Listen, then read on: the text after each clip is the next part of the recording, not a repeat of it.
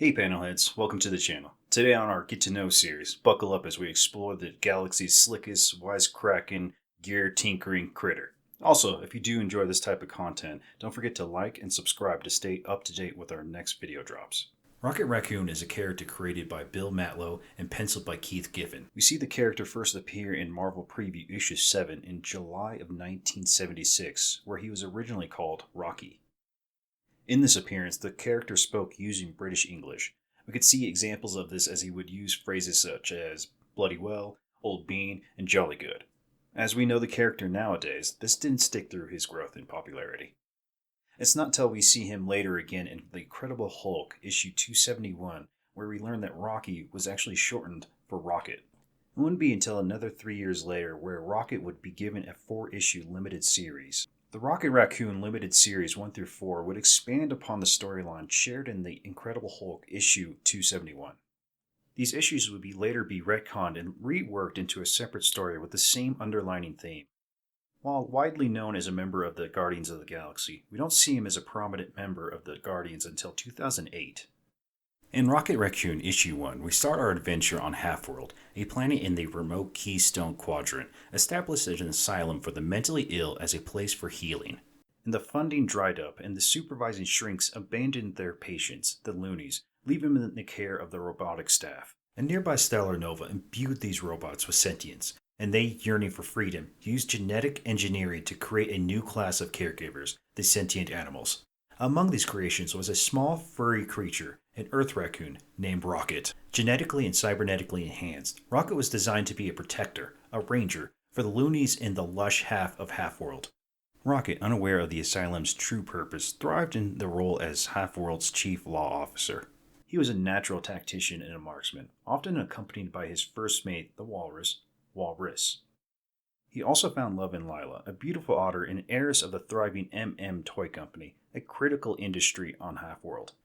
Their peaceful existence was disturbed by the machinations of Judge Jakes, the power-hungry mole who orchestrated the murder of Lila's parents to seize control of the company. This led to a bitter toy war between Jakes and a rival toy maker, Lord Divine, a conflict fueled by greed and control over the loonies and their resources. Rocket, alongside Walrus, found himself navigating this escalating chaos and soon teamed up with the resourceful Black Jack O'Hare, a rabbit who once worked for Jakes but joined forces with Rocket against their combined tyranny. A pivotal turning point arrived when Hulk accidentally crash-landed on Halfworld, a stranger in a strange land, helping Rocket to thwart one of Judson Jakes' attempts to steal the Halfworld Bible, the recorded history of the asylum. Eventually, Rocket and his allies uncovered the truth about Halfworld and its inhabitants, the asylum, the loonies, and the origins of their sentience. And they devise a plan to free themselves and the loonies from their confinement.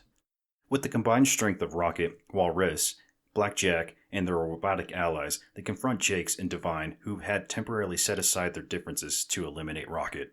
A daring battle ensued, culminating in the defeat of two villains, seemingly plunging them to their deaths. Rocket and his friends were successful in curing the loonies, releasing them from their mental illnesses. Rocket and his animal companions then set off into space, venturing beyond the confines of Halfworld to begin new adventures among the stars. In Annihilation Conquest Star-Lord Issue 1, Rocket eventually resurfaces as a member of the team formed by Star-Lord. We follow the team as they are on a mission to stop the Phalanx infiltration on a Kree homeworld. Rocket is shown as an incredibly gifted military tactician who is fearless, fiercely loyal, and insightful. Another predominant feature is when Rocket joins the new Guardians of the Galaxy under the orders of his friend, Star-Lord, during the Guardians of the Galaxy 2008 Issue 1. Rocket suggests that this newly formed team should adopt a moniker, a name, after hearing mentioned by Major Victory. We see the team struggles to stay cohesive and is on the brink of disbanding. Peter Quill, aka Star-Lord, disappears suddenly. We learn in the Guardians of the Galaxy Volume 2, Issue 8, that it is the doing of Ronan the Accuser, sending Peter to the Negative Zone. The Negative Zone is a parallel dimension composed of antimatter. It's a realm with unique physical laws and often depicted as a dangerous place with lethal environments for the unprepared.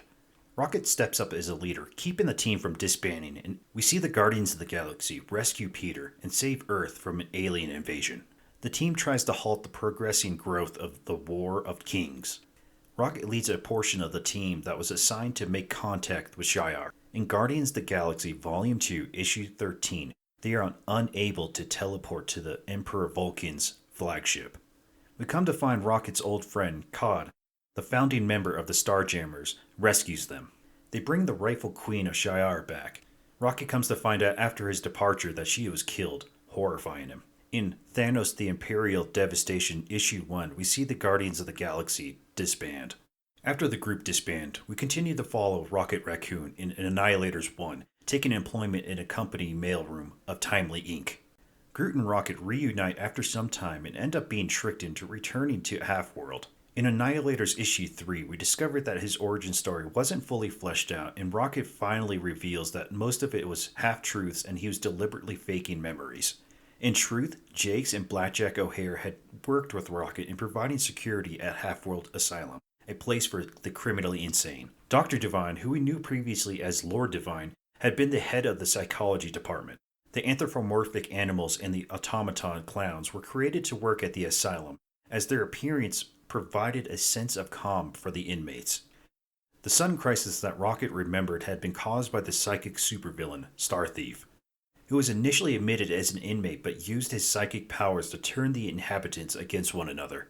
Rocket had turned a prison guard into a biological key to keep Star Thief locked up and deliberately altered his own mind to leave Halfworld so Star Thief could never open up his cell. Rocket Raccoon had a strong influence on the MCU's Guardians of the Galaxy Volume 1, 2, and 3. We watch the significant changes to his origin lore as Rocket is portrayed as a young raccoon that is subject to horrific experimentation by none other than the High Evolutionary. We witness this through short flashbacks showing us the deep emotional trauma of Rocket's backstory, showing his pain, his resilience, and ultimately his determination to confront his past.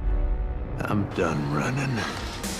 The MCU did note on Rocket's backstory that he is an Earth raccoon that was genetically modified and cybernetically enhanced by the High Evolutionary. Time will determine which origin story will be more predominant as Rocket Raccoon's lore. Another notable appearance was in Secret Wars Issue 1, where we follow the Guardians during an incursion battle between Earth 616 and Earth 1610. Earth 616 is considered to be the prime universe even by the Maker himself. A few notable characters in Earth 1610's reality is Miles Morales' Spider-Man and Reed Richards as the Maker persona. Unfortunately, we bear witness to Rocket and Groot being killed by the Children of Tomorrow in Secret Wars Issue 1. Rocket Raccoon possesses the typical attributes of an Earth raccoon, such as speed, an acute sense of smell, sight, hearing, and touch.